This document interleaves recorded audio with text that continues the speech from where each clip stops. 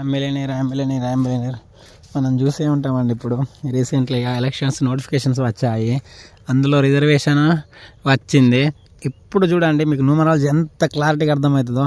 ఇప్పుడు 2025లో last election టైంలో వచ్చిన రిజర్వేషన్స్ కొన్ని జాగాలు వచ్చినాయి, కొన్ని జాగాల్లో రాలేదు. అప్పుడు లాస్ట్ టైం విన్ అయిన వాళ్ళు ఈసారి లేదన్నట్టే కదా.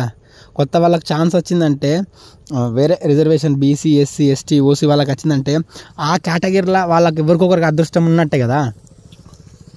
ఇప్పుడు ఎక్కడ రిజర్వేషన్ వచ్చిందో వాళ్ళకి చాలా చాలా అదృష్టం అండి. ఇప్పుడు 1,00,000 మంది నుంచి 10,000 మందిని తీసినట్టు అండి రిజర్వేషన్. అంతకుముందు గెలిచిన వాళ్ళు ఇప్పుడు రాలేదు, చాలామంది రిజర్వేషన్ ఇవ్వలేదు.